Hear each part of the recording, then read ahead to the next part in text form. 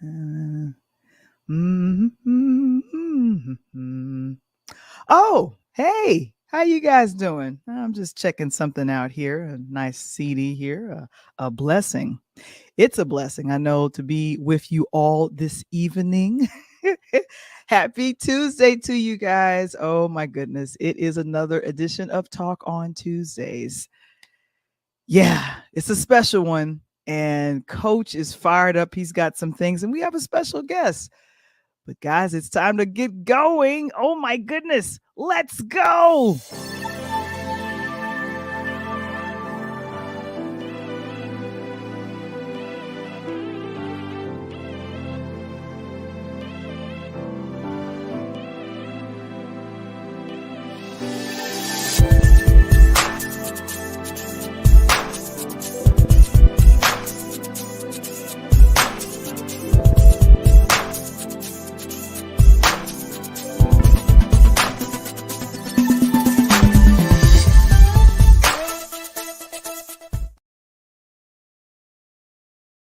Hey, we're here. We're here with Talk on Tuesdays. Oh my gosh, you guys are here with me.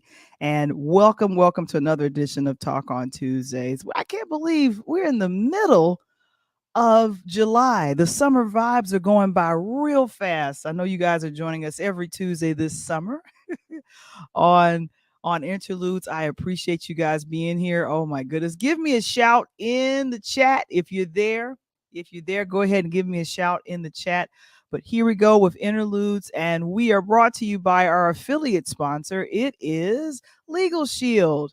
If you need help with wills, if you have a business and you need a trademark, any information with contracts, if you need to do a contract, Legal Shield is your one-stop shopping for it all. I have to tell you, it's one-stop shopping for it all right there. So go ahead and text the word legal to 347-652-0243 or visit our website at Linktree. It's liktr.ee/Pure Light Media. Oh my goodness. Let's see who's in the building. I'm going over here to my comments. Who is over here in the building? We're going to say hello to some folks. Oh, goodness. Thank you so very much, Mr. Springer. Let's go, Val The Voice. I appreciate you so very much. Oh, goodness. Thank you so much for joining us. And I see Happy Tuesday. That's for Alejandro. How are you? How are you, Alejandro? Thank you so much for being here as well. And of course, one of my dear friends, Daniel, blessings to you as well. It's a happy Tuesday. I see Wise is in the building, some of our frequent flyers. Oh, so goodness. So good to see you guys. What did you guys do for the weekend? I am so curious to know, what did you do for the weekend? I was out and about, and I think the only time that I got a chance to get out was on, I think, Sunday. Saturday, I was doing some work, but I definitely wanted to make sure that I got a chance to, just do what I usually do, which is, what do? You clean, you go out a couple of times, and maybe you do the restaurants. I have to kind of pick and choose what I'm going to do. But I got a chance to go to this area that has a very nice movie theater and I think it's called New City here in on the north side of Chicago. And guys, I love this area. I went there last month.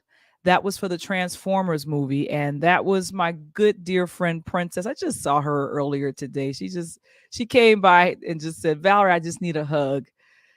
Guys, always check on your strong friends, and I was so grateful that she checked on me and I checked in on her. But her birthday is later on this month. If you got a July birthday, give me a shout in the chat. If you have a July birthday, give me a shout in the chat, because there are so many people that are beloved that were born in the month of July. That's pretty much what that's all about. That's all about. And guys, thank you so very much. Yes, grace and peace. Thank you so very much for being here, Alejandro. And thank you. Become a member of our Interludes podcasting community. You can go ahead and join us on Patreon or /interludes. And I really appreciate that. Of course, our dear friend Daniel, who's always a frequent flyer here, his birthday was July 7th. A couple of friends of mine was good. But go ahead. If you have had a birthday in the chat, thank you so very much for picking up on that, Kevin. Go ahead and throw it in the chat. I'm loving it, loving it, loving it, loving it, loving it. If you got a birthday in the chat, that's what I'm talking about. But anyway, I was out and about. It was really beautiful, but I got a chance to see, and I see Wise already jumped ahead of me. Got a chance to see Mission Impossible. I think this is the seventh Dead Reckoning. Is it Day of Reckoning? It's the seventh. It's the seventh installment. This movie and franchise has been going around for 27 years. That's a long time. Oh my goodness. Thank you so very much for that, Kevin. You see, Daniel, you're getting some love from Brooklyn. That's right, all the way in the PA. Greetings to you, April. I know you're traveling. Be safe. Doing great. How are you? Doing a good job. And all right. And TNG, good evening. All right. A father, a protector, Omega. Okay. I love it. I love it. I love it. But I got a chance to go ahead and check out Mission Impossible. And this is Tom Cruise's, I like to call it its baby. Now, this started filming during the pandemic.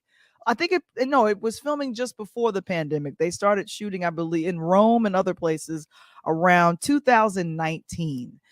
And, I'm sitting here thinking, oh, okay, this movie's going to come out. And I feel like Tom started shooting.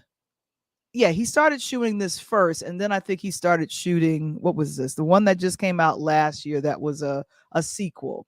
And what I went to the danger zone. Top Gun Maverick. So Gun Maverick did very well. I feel like it just kind of in 2022 in the summer, it just kind of blew things away. But this was the thing that he was really, really, you know, going ahead and going, yes, we hope this does well. We're trying to do things great for the movie industry. Tom was very strict on the COVID restrictions. I remember during the time that we were all locked down and they were still around filming Mission Impossible, didn't realize this was a film that was being shot. He had a very strong talk with the actors, the people, the production staff that was on there. They were like, we have got to follow these protocols because we do not want to get shut down.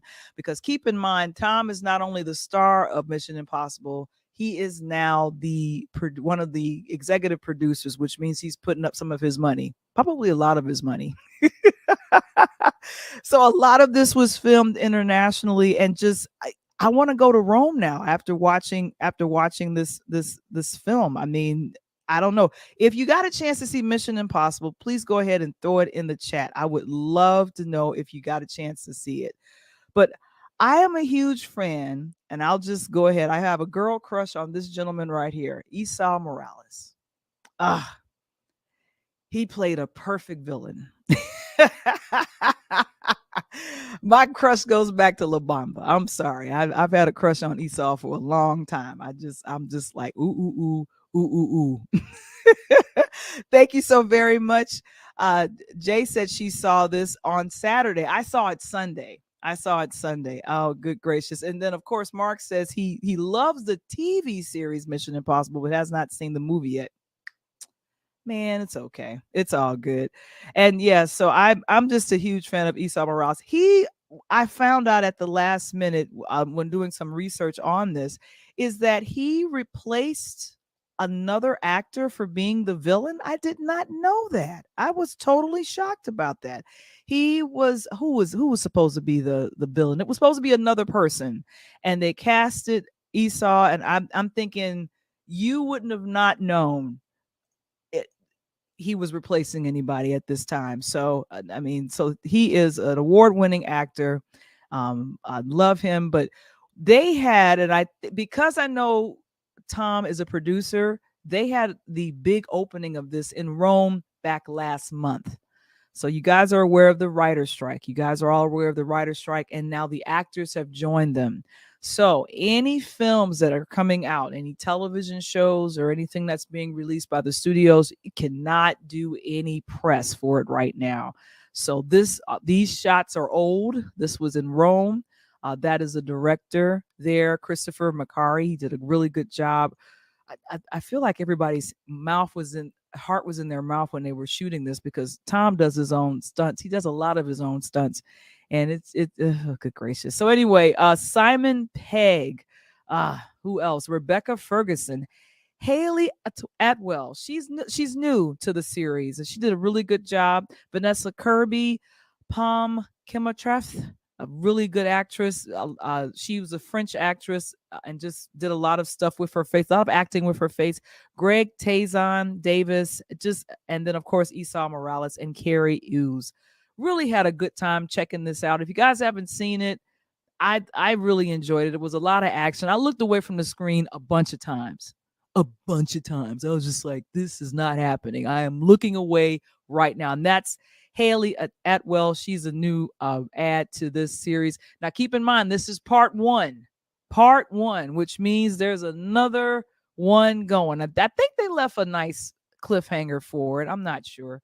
But there we go. Tom Cruise and the new Mission Impossible is out. So I'm excited about it. Who's laughing at me? Okay, okay, thank you. He is of Puerto Rican descent. Did not know that about Esau, but I'm a fan. Alejandro, I'm a fan because the brother can act, and he was a perfect adversary to the Tom Cruise character. And so I was very, very excited about that. Guys, I am so excited about my interview that I have coming up right now. He is a Chicago native and a jazz musician. And here's the thing. I don't like to just do the one genre and say jazz. It's a bunch of the genres. And so I got a chance. A dear friend of mine sent me his CD, and I got a chance to listen to it, and I was like, oh wow. And so when I was listening to it, I was thinking about Earl Klugh. I was thinking about Grover Washington. I had some other jazz musicians that I had in mind. I was like, oh my gosh. So this guy is phenomenal. He has played with some of the best and has been around touring. I know a lot of musicians are excited. We're not in COVID anymore, so we can now tour and do some things, but he's got a couple of things coming up out of California, but is from Chicago. Ladies and gentlemen, let me go ahead and welcome to the Interlude stage. It is Mark Allen Felton. What's up? Hey, how you doing? Hey, good to be here. Good to be here. Absolutely. Yay. Ah, Woo! yes. Oh my gosh. Love this picture. Oh my gosh. He was leaning to the side. I said, Right. I wonder Okay. who he looking at. Who he looking Okay. at? Now that was a little photo shoot there. Little Oh my something. gosh. A little something, something, a little something, something. Oh my gosh. So I just mentioned a couple of musicians that I'm a big fan of, but here we go. Charlie Parker, Grover Washington Jr., Stan Getz. Who's your favorite? Do you have a favorite? I know all Sure. musicians. If you think about one, who's one of your favorite musicians out of that? Grover Washington Jr. Absolutely was my favorite. Mhm. Growing up, was Okay. my biggest inspiration actually. Okay. hmm Wonderful. And and here's the thing, because I remember being in band, Mark. I'm just gonna admit I was in band, and I tried to learn how to play the recorder. Now that's it's like a flute situation, but I didn't know what I was doing. I was more drawn to the piano. When people choose that, I want to say that musical journey, what was the thing that led you to the saxophone? What was that journey like? Well, you know what? I always looked at music as being just another language. And I Okay. think really everybody should learn it because Mhm. it's just a language. We've been taught that, certain people are talented, in that area only. But I think that's true about maybe the talent part. But as far as the language part, I think we all can enjoy that, because we all love music and Mhm. it's made up of a numerical system. and it's learnable, absolutely. So my Yeah. uh my journey to playing the saxophone really, um I've always wanted to be an entertainer more so than even really knowing about the music. So Mm-hmm. um when I was younger, I had an opportunity to watch some group on television called Cool in the Gang, right? And I was checking them out, and I saw them flipping the horns around and stuff like that. And I said, I want to do that right there. And I didn't really mean play. I wanted to just flip the horns. That's all I wanted to do. But ironically, when I went to school, Mhm. they had a teacher at the time. His name was Mr. Theodore. He was starting a band because I was in drum and bugle at that time, and he asked us if we Mhm. want to play an instrument. I raised my hand and said I want to play the little shiny curve thing, and everybody started laughing. He said, "You mean?" And he showed us a picture of the saxophone. I said, "Yeah, that's what I want to play right there." And Mhm. that was my first introduction into actually getting around to even know what a saxophone was, and playing it. Yep. Yeah. And as I, was digging through and doing a little research and recon on you, this was the album from the album A Blessing. It looks like this was a live recording as well. Yeah. And this was a combination, I want to say, jazz and gospel. How do you see those two genres working together to kind of edify and bring glory to God? Well, like I said, music is such an intricate language. I don't really look at music being separate like that because we Mhm. all using the same 12 notes. Mhm. And there's Mother Reese right there. We all using the same Yeah. 12 notes. And it's basically a change of rhythmic playing style and actually harmony, I guess, as well. But they go so well together because a lot of the chords and stuff that you see in jazz, you also see them being played in gospel music as well. And I love gospel music as well too. Yeah. Because you had I'm a choir director, and I also love singing. I sing now. My voice has gotten lower, so I was an alto. Now I'm kind of a tenor, but I love choral singing. So there's a lot of choral singing in A Blessing in this on this CD. Your connection to, and I didn't mean to go so fast. So you said Mother Reese. How did you two connect? How did I meet her? That's a good question. I mean, see, as far as you don't know how you meet people, and you don't know Yeah. how you just know them, and you don't know how you see. How did I actually meet her? I think a friend of mine, um, Dave Scott, was playing at. Is that the first time? Maybe. No, Mhm. no, no, no, no. That's not the first time. I met her through a keyboard player named Woody. Oh, okay. Yes, and he introduced me to her. He took me up to her church one time, a long time ago, and I played a solo um, at the church, and that was how I initially connected. Then some years went by, and then I ended up reconnecting through um, another friend, man, Dave Scott. I think he was playing in the band. I wanted to play in the band too, so he just said, "Just come on, start hanging out." I just started playing, just going up on Sundays and playing with them. And next, they hired me to play in the band, and I got became pretty close with her. Oh, that's so sweet. Yeah, because I think those connections is what happens and what's good about that. Yeah, And one of my cousins, she's gone on to glory now. Her name was Barbara Allen, very well known musician in California. I And knew Barbara. you knew Barbara Allen? That was my cousin. That was your cousin. She was over at wait, don't tell me Bishop uh, Elmer. Almer. Elmer, right? Almer. Yeah, Yeah. I knew Barbara. Yeah, I think Barbara had me come play for her a couple times on a couple things. Her and her husband. Jordan. Yes, Yeah. yes.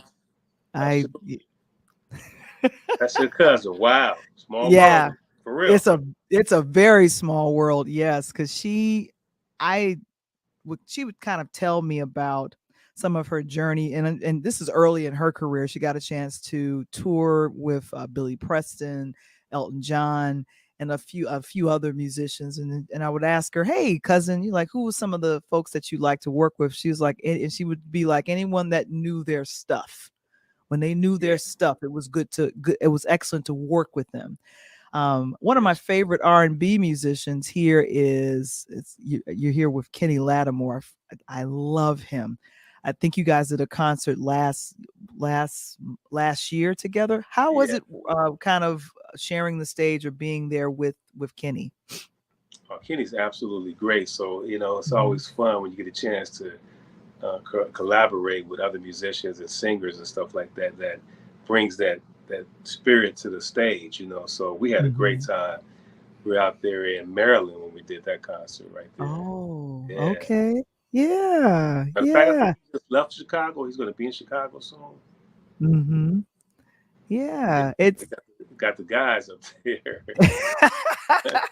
because I know musicians like to travel in packs. My cousin, one of my cousins, Kendall Nesbitt, who produced the music for this particular podcast, he's always talking about how it's you have to really love what you do in order to have that. I want to call it that musician's life, like you're touring.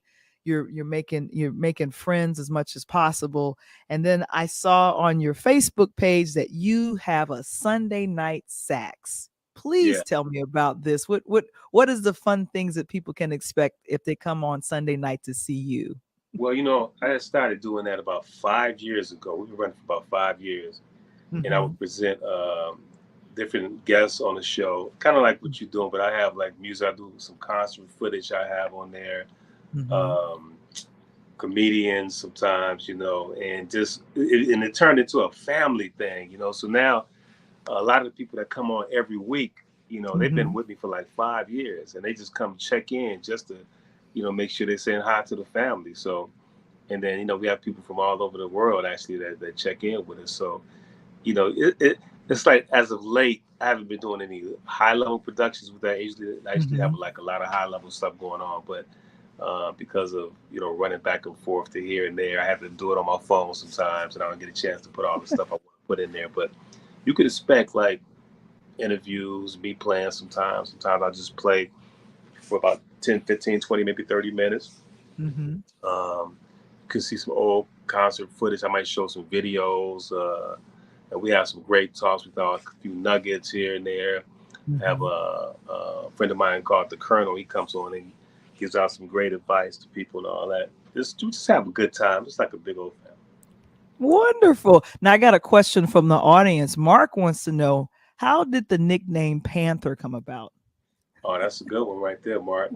Um, it's funny. One time I was playing at this club in Uh-huh. California, kind of far out, Okay. and this guy was, just kept looking. He kept looking at me playing. He was like, just really checking out what I was doing and stuff like that. It was an older guy, and afterward, he sat down and said, "Can I have a drink with you?" So we sat down. I had to travel like 3 hours away to get back home. So I sat down with him. He said, "You know what?" He said, "You remind me of a one name artist." Mhm. And I said, "One name artist? What you mean?" He said, "You look like the way you move around on the stage. You just move around like an animal, like a cat." He said you should change your name to Jaguar. And I was like, Jaguar. Oh, I like that. So I went back home and I told one of my friends at the time. I said, um, hey, man, I'm gonna change my name to Jaguar, man." He jumped up, real excited. Then he said, "No, don't do that. Meet me at my house tomorrow at 10 o'clock." And he just ran out my house. It was the weirdest thing, right? He ran out my house. I was like, "Hey, hold it." He's gone, right? And so I went to his house the next day at 10 o'clock, knocked on the door, and he opened the door. He had something behind his back. And I said, "What's up, man?" "What's up?" He said, "Man, I was saving this for me, man, but this fits you better." Then he pulled out a poster, big frame poster of a panther. He said, "Man, you're a panther. You're the panther." Like that. I was like, wow. When I saw it, I was like, oh my God, I got chill bumps. I said, "That's my name. That's your name, and not Jaguar, Panther." And then he proceeded to show me some footage, video footage. It was on VHS at the time of a panther going through a jungle. He said, "Man, that's how you play, man. You play just like the with a panther is stalking the prey and all that." And I was like, wow. It was really one of those coveted moments that I really just felt transformed at that moment into a panther, basically. And that's how that came about. Wow. Oh my gosh. And Mark Lee is always asking these great That's a good. questions. Thanks, Mark. And Appreciate the yeah, question. so he is based out of North Carolina. He's wondering, do you have it has an amazing jazz scene there at NC? Any appearances happening there? You know what? I think my agent was looking into that, so we might be out there sooner than you think. So, um, yeah, yeah, it could be. That could happen. That could happen because he sent some dates over. I don't remember exactly where they were, but yeah, that definitely could happen.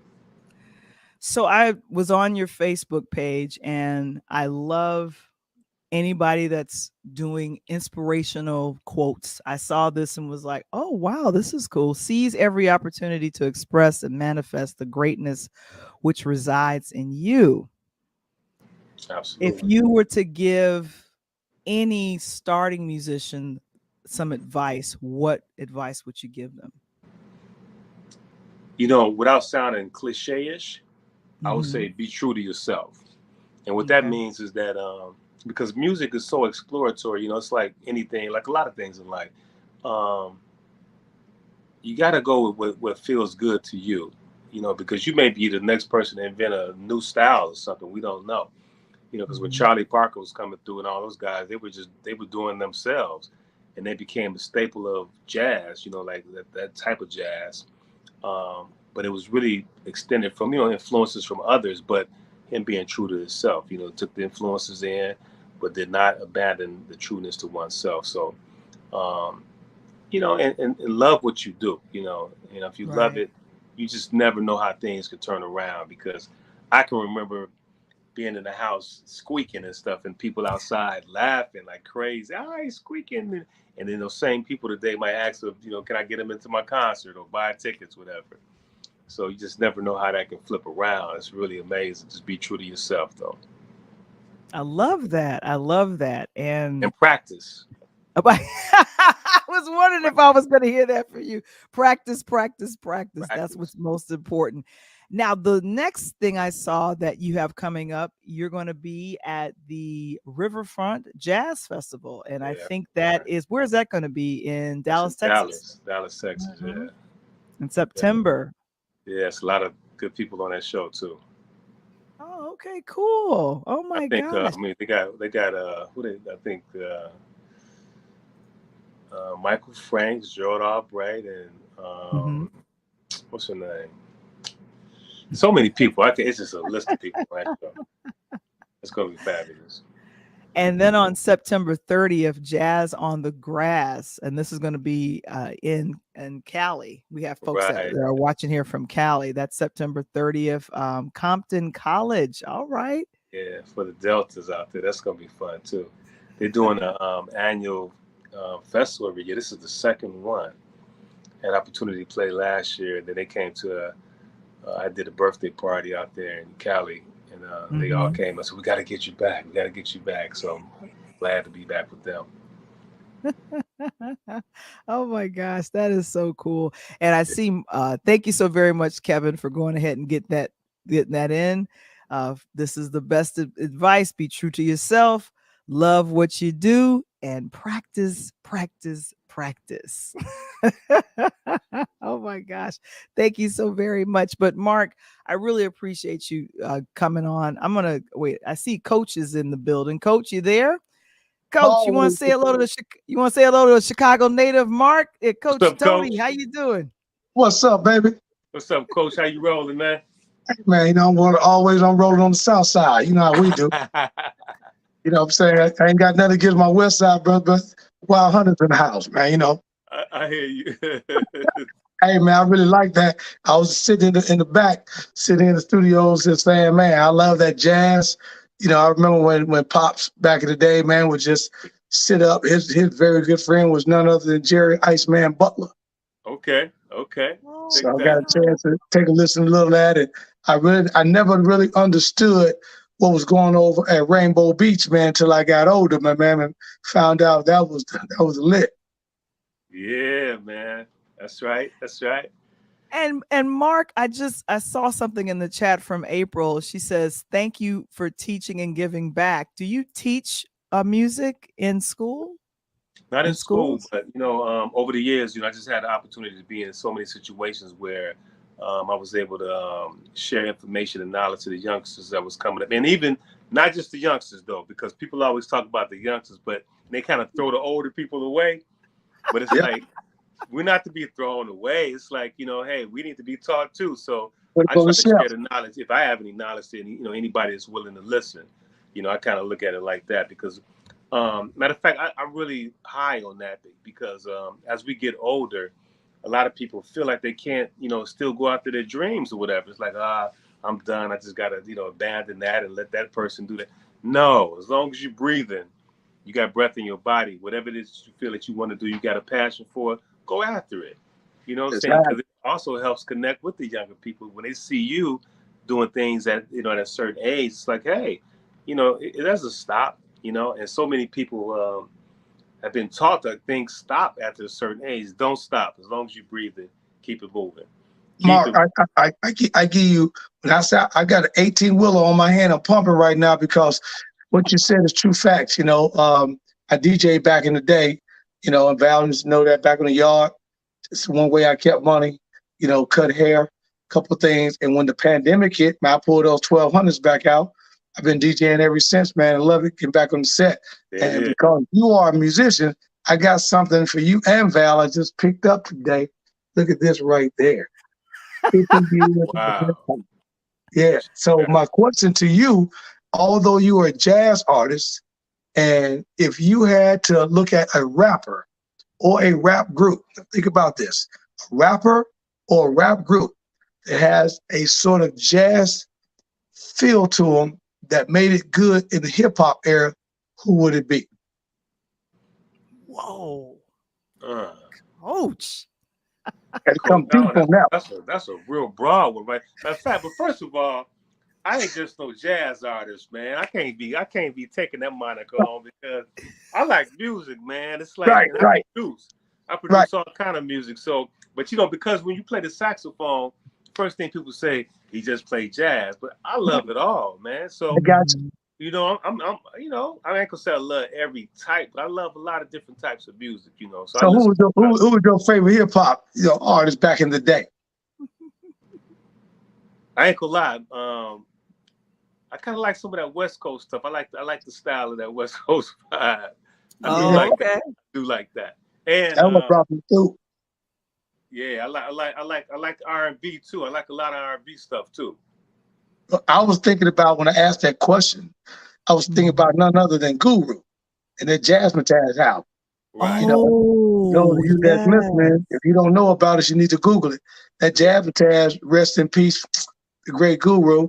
But that Jazzmatazz album and the people who had featured on there, including Tribe Called Quest, Quest Love, and those guys right there, the Roots. So you need to go take a listen. If you ain't up on that Jazzmatazz album by Guru, you need to go and open up your minds. Hey, Tremendous. Coach. Another thing too, though. Another thing that has happened, like as far as the music getting through, like a lot of Mhm. times back in the day, with the major record companies controlling what we heard, a lot of times, Yeah. we didn't Mhm. get a Yeah, chance.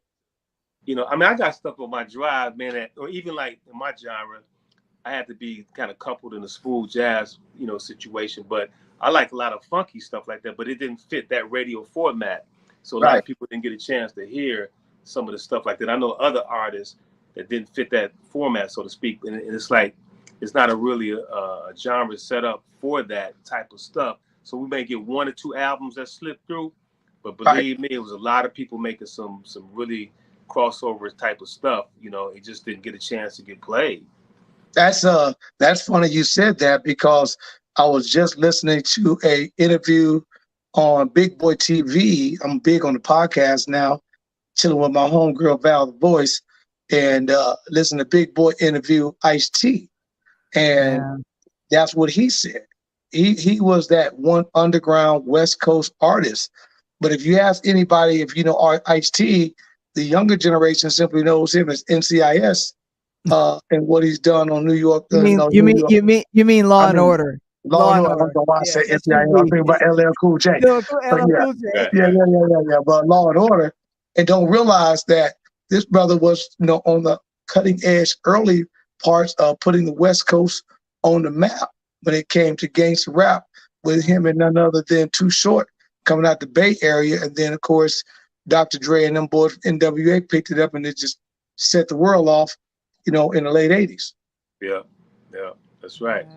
So you know what? It's a lot of factors that go into what we hear, So I'm happy about some of the avenues that's available today because, you may not get a following from all over the place, but you can have an opportunity to express yourself in ways that, we couldn't do back in the day. That's like even with the podcast and like, we got The Voice here right here. We got we got people coming on that we need to hear from.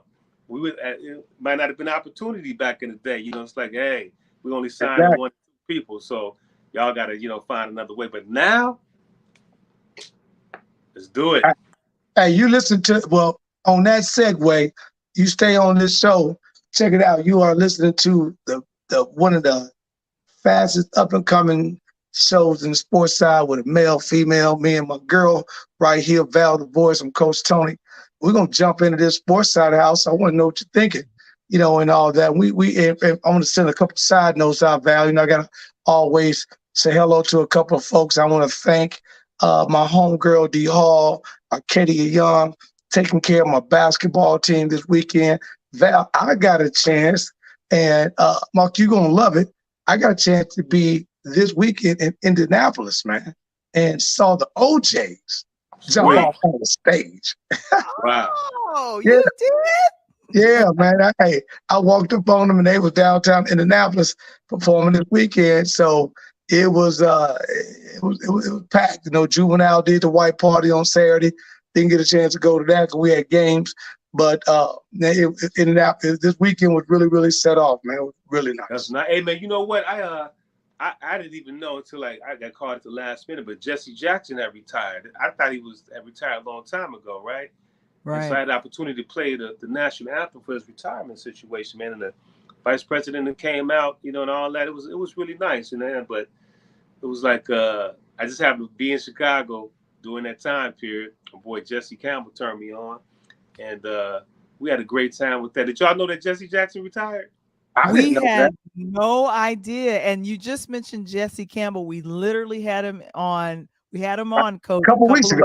Back. So yeah. Sure did. Yeah. We've been doing a lot of work together. Been knowing each other for a long time. So, that's great. Both of y'all jumped on the #1 show.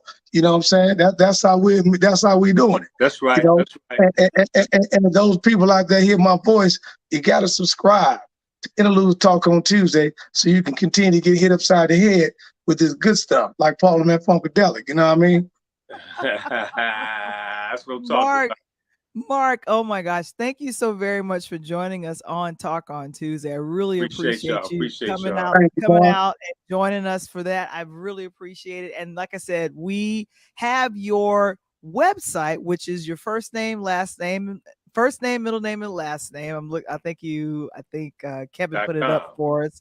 Yeah, markallenfelton.com if they want to know any more information about you. And then also join you for Sunday night Sax. I like that. Nice. That is so wonderful. Sunday at 7 p.m. PST, Pacific Standard Time, right on. I got you. So that'll be 9 o'clock for us here in Chicago and about 10 o'clock out all the way in the East Coast. But thank you so very much for joining us, Mark. Appreciate that, brother. Appreciate that, y'all. Y'all be blessed now. Man, thank you. All right. Oh my gosh. Did you see Val, that? you see how you do, Val? You're doing too much. I'm not doing too much. It's all good. And we always get these talented people on, musicians. Isn't that amazing? Isn't that amazing, though? At 10 degrees of separation, how he mentioned Jesse. We just had Jesse on a couple of weeks ago. Mm-hmm. I know. And I'm sitting up here like, oh my gosh, I'm totally blown away. But it's your time. It's your time, right?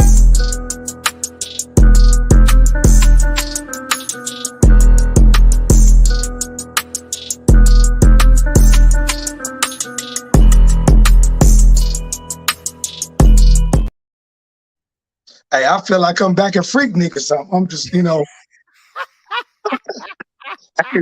Hey, but if you see me on the Hula video, Val, it wasn't me. Wasn't me. It wasn't me. I mean, Wasn't something me. in the corner. It wasn't And me. you're like, wasn't me. Like, I saw you down at the party. It wasn't me. It wasn't me. It wasn't me. Man, let me tell you, I want to thank everyone. You don't even know, Val, my phone's still blowing up from last week's show. People give me compliment. They love the what you're thinking. And this week, we're going to get into a new what you're thinking question. I want to hear you, Mark. I know you, my man, you always saying something out there. And Kevin's going to put it in the chat for us. But the question this weekend on what you're thinking. Val, let me give you the setup. Give me the setup because I don't know what this I is. want Go to know ahead. what you're thinking before we give it to the peoples, right? Okay. But Zion Williamson, for those that don't know, he is the second year with the New Orleans Pelicans. The kid is a South Carolina kid. As a matter of fact, Val, that was one of the young gentlemen that Merle Cole talked about when we had Okay. Merle on with the situation with the Adidas thing. And by way of Duke University and on into New Orleans Pelicans.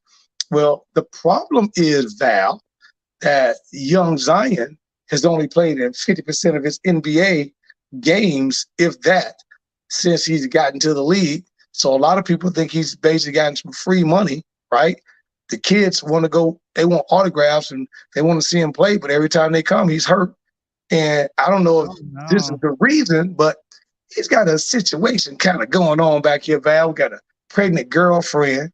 And all of a sudden, a situationship like Jada and Will had popped up that he got a situationship going on, Val, with an adult porn star / stripper that kind of, that kind of blasted him on Twitter, talking about, they had a situationship during the whole time that he had his young lady pregnant, and she may be pregnant also, and if so, she's going to expose the entire relationship they had. And Zion came on earlier this week, scared everyone, and he basically wrote a tweet, and the tweet said, "I can't believe suicide is on my effing mind.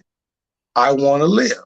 Now, people took to Twitter, Val, his fans, the team, because they didn't know. They were like, man, this brother about to commit suicide. But, I always get the word on the street, like Martin used to say. So you had to do a little dig and come to find out. Those words are actually a quote from, well, you see what I got on tonight, the notorious B.I.G. Those words are actually a quote from Biggie's Suicide Thoughts in one of his tracks, which was a hit single. And he said, little do you know that, I'm thinking about suicide on my effing mind, but I want to live. So that's a track from Biggie. So the question of the night on what you're thinking is, was it stupid of Zion to scare his friends, his teammates, family, and people like that? Is it really what we call mental illness per se? Or is it simply he's playing the victim role, Val, and trying to downplay this situationship he got going on? So I just want to know what you're thinking. Okay, so this is what I'm thinking. I think when you are young like this and you're playing for a professional team, the professional New Orleans, you're playing for a professional team. If you are having a situationship, especially with someone, I don't know, you have a situationship with somebody, I don't know. Possibly you need to have that conversation offline, not online. I think, and as Mark said in the chat, you should never play with suicide. That's a very, very serious thing. I don't, even if in jest, you shouldn't even be joking about it. So I feel, whatever situationship this young man was in, he should not be talking about it. And the thing of it is that there's a way, and I think unfortunately our young people have lost picking up an actual phone and calling somebody on the phone and having a conversation. Right. And so I don't, and just saying, hey, I'm feeling like this, or let's work this out behind the scenes, because number one, I don't want to embarrass my teammates. I don't want to embarrass the people, because whether you believe it or not, anyone that plays for a professional team, I know at one point Charles Barkley used to joke around and say, I'm not a role model, but Yep. you are. Technically, you are. When you put on that jersey every night to play and perform, you are somebody's role model. So, And that's funny you said that. Charles Mhm. said that this weekend, which was crazy. They Yeah. asked him about it, and the first thing he said is, well, I'm thinking that the young man got to understand he's such a role model. Like, well, wait a minute, Charles, didn't you just say about 20 years ago you wasn't no role model? Exactly. I know I heard that come from him. But yeah, so whatever that situation is between whomever the young lady is, it's no diss to her. It doesn't matter what she does professionally. Right. You handle these things behind closed doors. You do not discuss this out aloud. And Mark, thank you so very much for that. I am definitely this is okay. So Kevin put that up, but he says too many of our youths are seriously dealing with suicide and mental health aspects in their life. Right. So to tweet this out and young people are watching this, you never know. You might be giving someone the idea to do this to themselves, and correct. You might be playing, because you said he quoted the song. I didn't even know that. Yeah. See, you gotta understand those songs. And the crazy part about it, I think Mark hits it right on the head. These young people, believe it or not, they're looking up to you. I don't care, because the crazy part about it, you've done more sideline sitting than you've done on court appearances. You know what I mean? Mm-hmm. So it's nuts. No, so this is a very serious topic. He shouldn't have joked about it.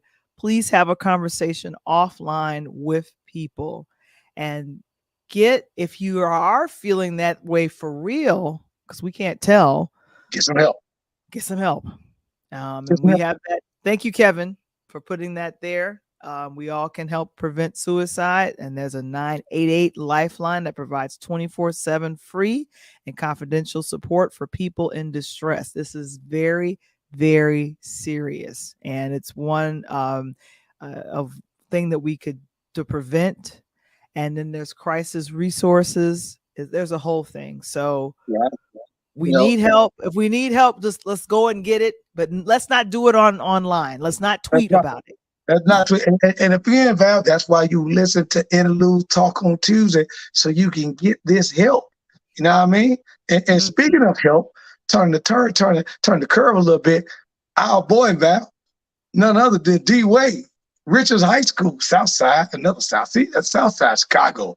We just roll with it. D Wade, he is now part ownership of the Chicago Sky, Val. He's part of a group of 6 women that allowed Dwayne Wade to come in about $85 million in pocket change, making the Chicago Sky the second highest valued team in the WNBA behind the Seattle Storm. What do you think about that? I think that is phenomenal, and I didn't see that coming, because I think he said he gave up he gave up what he was doing at first to go ahead and now have ownership of this team.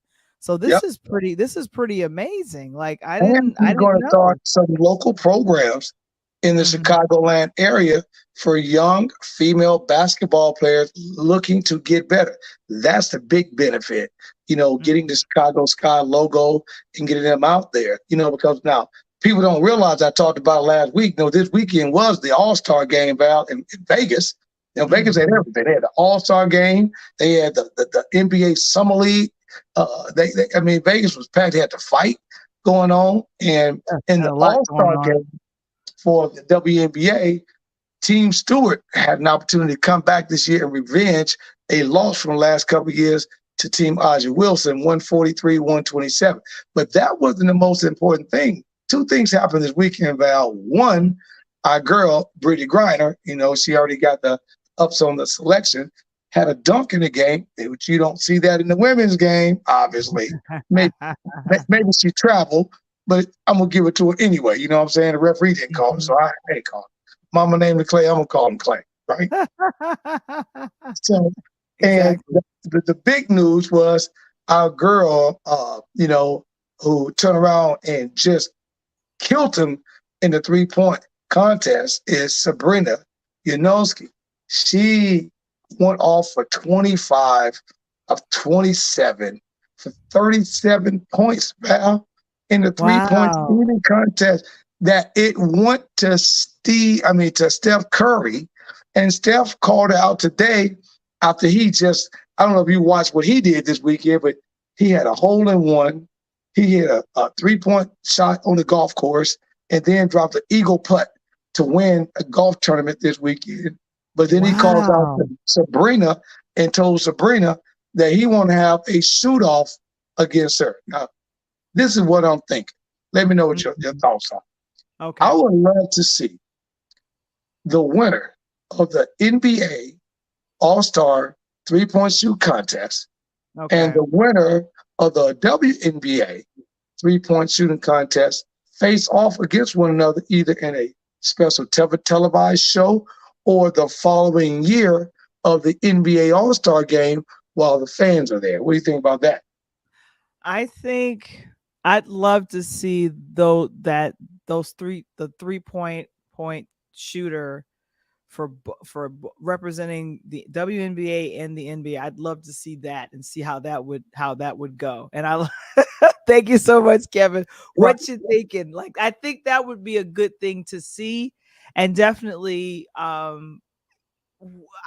love when I see a lot of NBA players at WNBA games to say, look, please, let's support our women. Because hopefully it's in the back of everyone's mind of what Brittany went through, playing, for Russia and then playing for here. And then she gets caught up in what was getting ready to start a war between Ukraine and Russia. And they end up keeping her there for something bogus. Yeah. A few more months, Val, she'd have been trapped. A few more months, we would have had to intervene as the United States government, and it could have been major. So thanks she got home, back to the league. Now, the cool part about it, what you just mentioned a moment ago, 9,500 people watched the WNBA All-Star game, all-time record, and they scored over 270 points, another all-time record. I'm telling you, Val, women's basketball, WNBA, is on its way up. Yeah, and this is what is so exciting is that when the all-star games happen, it literally says, okay, we're at the half point. That's how it is with the NBA. So it's definitely now at the half point with the WNBA. So we have probably another maybe 6 to 8 weeks, and then we're going to be going into the championships for the WNBA. It's a playoffs. Exactly. That's going to be fun. That's going to be fun to see. Yeah. And you always know I give it to you, fans, for promotional purposes only. Here we go. I am taking the Las Vegas Aces, and our girl Val leaves Chicago, who get a ring and then go to Vegas and about to get another ring with Vegas. That's crazy. Wow. Okay. Candace Parker is with the Las Vegas Aces. And you got Candace Parker, you got Aja, you got Kelsey Plum. They're loaded. They're absolutely loaded. And the young lady I got to give hats off to who smashed a record is Jewel Lloyd.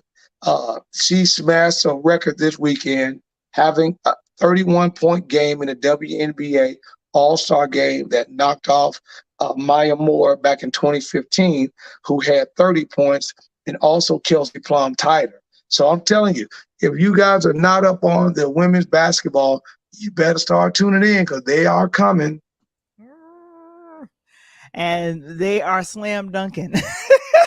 And speaking of slam dunking, I gave this to you guys a few weeks ago, right? When I gave you my top 5 NBA picks. Okay. And that is my guy who didn't make it in that NBA top 5, and he slipped to number 20, unfortunately. And I just went absolutely nuts. Cam Whitmore, Villanova kid, went to Houston. I thought he should have went number 5 in the draft. Val, this kid ended up being the MVP of the NBA Summer League in Vegas, averaging 20 points a game, 5 rebounds, 3 steals, 2 assists, and 2 blocks a game.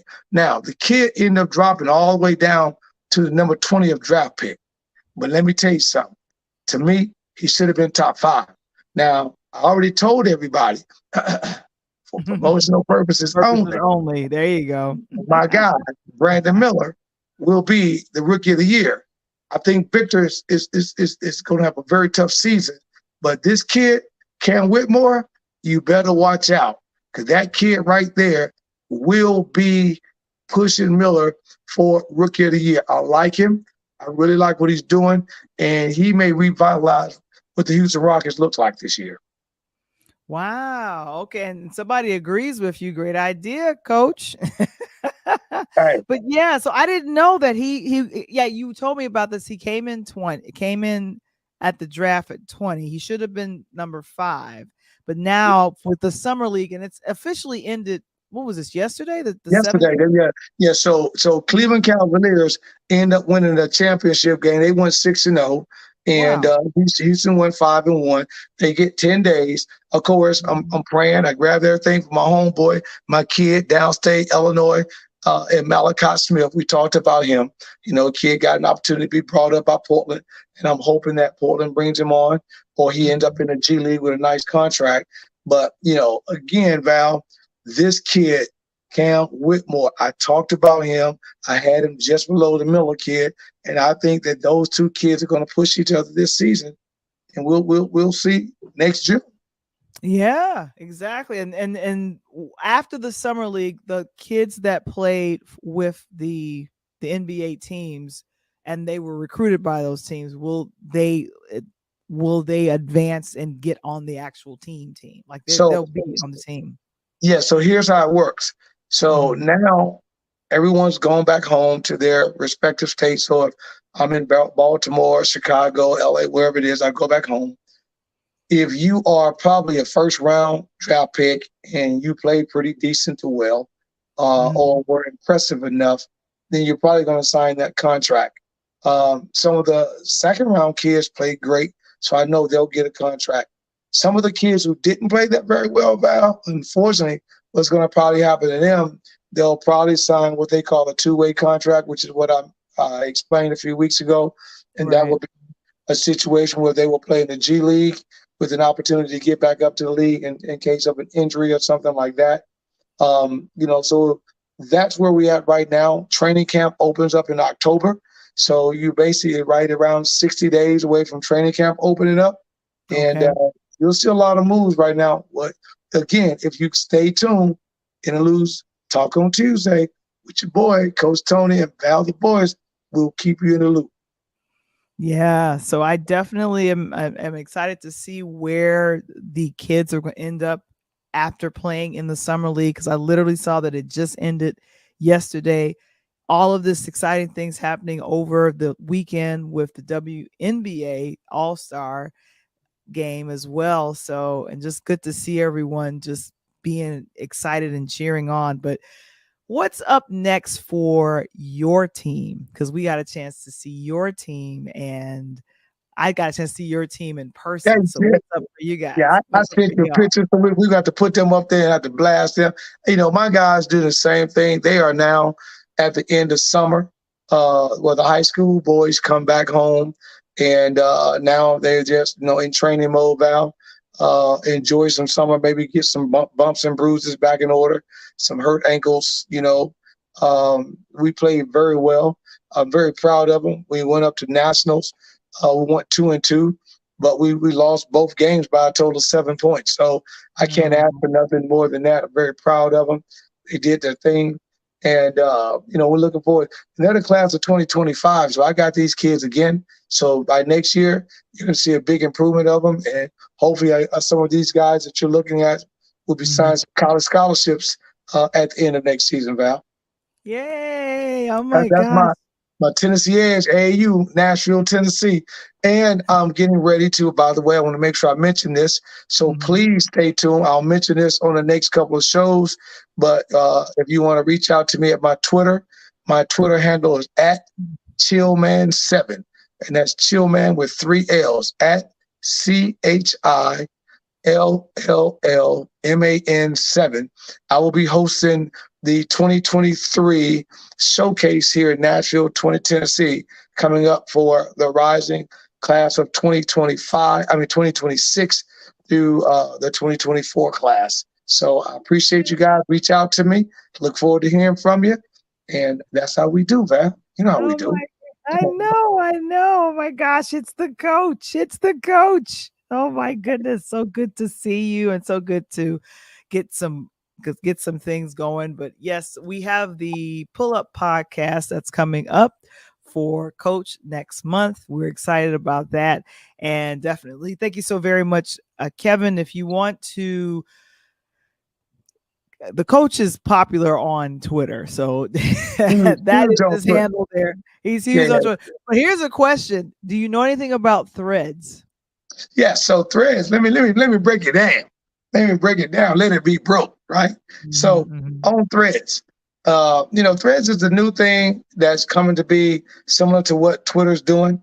It took Twitter about, I think, roughly about 3 years to get 7 million clients, and it took Threads, give or take, about 7 weeks to get the same amount. So I think that the popularity of what happened with Twitter helped out Threads. If it had been in reverse, Twitter would have been doing the same thing. But the funny part about that, and I would love to announce this on our show, Val, Mark Zuckerberg wants to fight my man Elon Musk in a boxing match because he's pissed about the thread. First of all, who want to see that fight? I don't know. But for promotional purposes only, I will make a bet on it. Oh my goodness. Threads versus Twitter, because I literally just activated my Threads yesterday. Well, so that's what's up. And that's how Threads came about. And they jumping off very quickly. A couple little differentials that they've got as opposed to Twitter. But, again, I am a heavy Twitter guy. So if you want me, Kevin just posted that at Chillman7 with 3 L's in it. Get at me. I'm going to be on Threads as well. And, again, push the subscribe button. You'll keep getting all this good information. What you thinking about Threads? So there you go. Oh my gosh. But go ahead and hit the like and button, and please share. And of course, I just found out we are almost at 400 subscribers. We want to thank everyone that has subscribed. Thank you so very much. We hit 500. That'll be a great one as well. So we're just so excited about that. But we're gonna make sure, because here's what we're gonna do. I told Val, I was talking to you guys, listening to me again. The 500th person that helps us get 500 subscriptions, the 500th person, and make sure we try to find out. We're gonna try to get a gift card. Then we push into 1,000. So we trying to get those numbers up. So send us out to your mama and them, your cousin and them, right? Your family and them, your friends and them, everybody in them. Make sure they own this podcast, baby.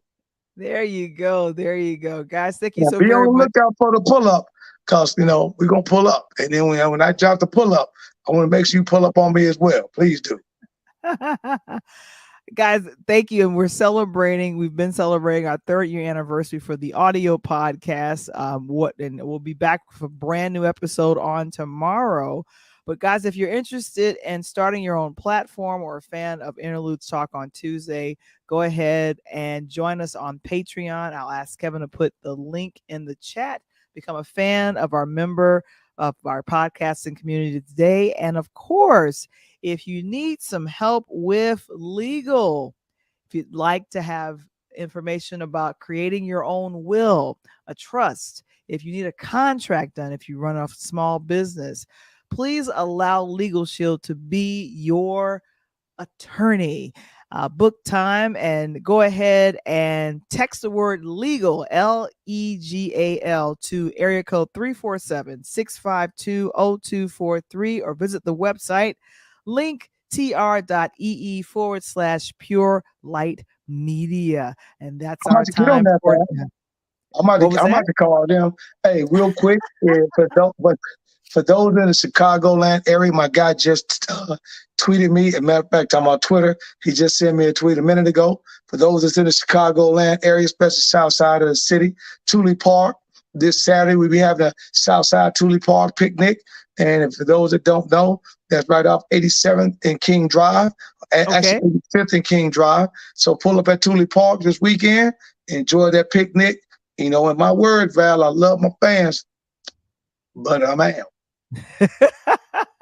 And we are both out. Thank you so very much for joining us on this evening.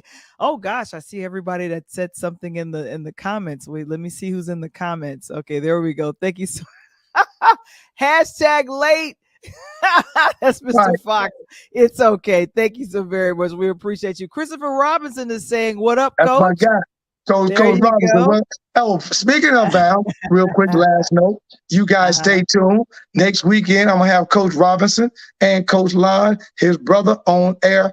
A little different. We've talked to the pros. We've talked to the scouts. We've talked to the agents. We've even talked to players. So we're going to go down to the grassroots next weekend, Val, and talk to the guys that are in the AAU grassroots so they can give it to the people from where it is down low before they get to be big time. So make sure y'all tune in next Tuesday. All right. There we go. All right, Coach. We're out of here. Have a good one. Peace.